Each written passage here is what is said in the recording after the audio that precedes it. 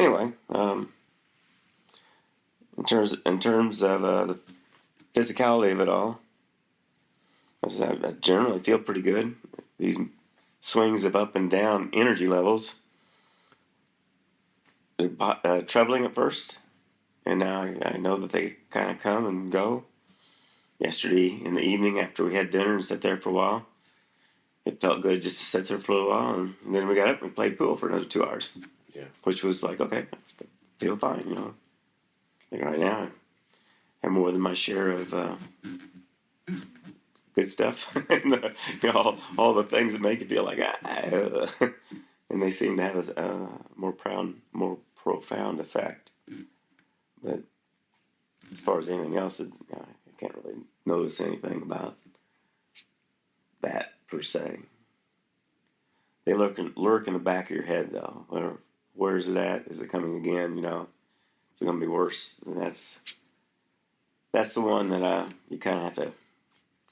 I'm tamping it down a little, if anything. It's okay. There's no benefit in sitting here thinking about that, really. You just can't help but think. Is there a big one coming? And our indications right now that not likely. When everything that we're seeing from the doctors and things like that, we don't know, but I think it's unlikely for at least a while for that to be the case. So I shouldn't worry about that so much. Every time I sit down to a football game, I think about it at first, at least how that kind of all of a sudden happened, and then didn't have any control over it whatsoever. There it was, and really, really, you can't tell me, I can't say my name, And so anytime I hit one of these little spots of aphasia where I can't pick up the right word, it hits me again. Is that happening again? Because the second one happened, boom, like that. Like I said, we're sitting there, and Bonnie walks in. I'm telling you how happy I am to have all that stuff loaded up in that zip file for Duke. And the next minute she's telling me it's happening again, and I'm seeing it happening. I know it happened.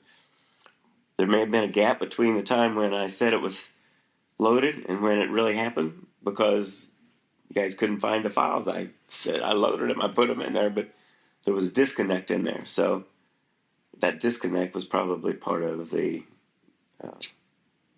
occurrence. Exactly how. The timing, I'm not quite sure, but clearly related, I think. So I don't know what else to say about that, except that so far so good. And there's no other physical indicator. All of a sudden, you just open your mouth and it ain't working right. That's it. Yeah. Both of them are just. I get 2 or 3 one-syllable words. I can say yes and no and or something. Just a few things to say. Yeah, I'm trying to communicate with you, but I really can't say much, And so that's. Thank goodness it's been as good as it's been, because that's pretty scary. Gives you an insight on what.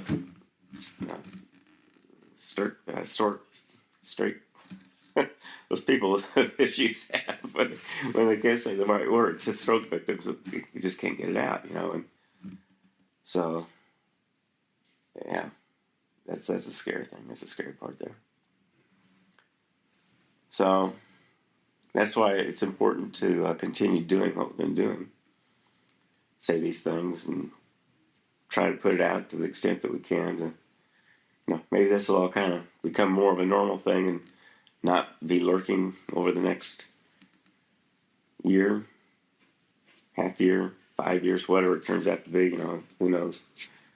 But it takes a little while to get that one past you, and you're thinking, geez, I'm going to be able to say my name, my birthday, all those things. And when I'm thinking of these things, it's more difficult for me to get it out. You can see I'm struggling a little bit more with the aphasia, because those are all bouncing around and they're saying, how do they fit? I can get into a pretty normal conversation when there's a flow going that I don't have to really process as much. So I'm still able to pretty much get my point across, but it's a bigger challenge sometimes than others.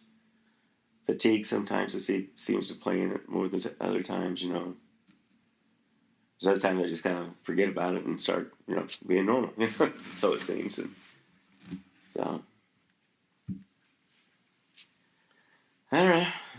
But that, that all of that is also induced another kind of state of mind for you. Yeah. Yeah, I guess so. The anxiety piece that flows around with it to say, I don't think there's any getting around it. You can't quite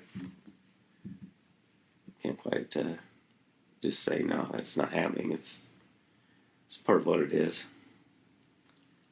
When you read about it, you see that there's various levels. I'm starting to think that it's less likely that this will ever be permanently gone. So now it's more of a thing of physical therapy in some ways. Just continue to take slow progress where I can get it, and if this is as far as it goes, I'm still in pretty good shape. It's not like I'm locked out. I think all of us still see you as you. The experience of having you around is what it's always been. Yeah, good. Yeah, that's important to me, obviously. Yeah. It really feels that way, and if I would say that your track record was you were missing one out of every 20 words before anyway. That's just sort of the way it was, and now it's 3 or 4 out of 20. That's just a little bit different. Yeah.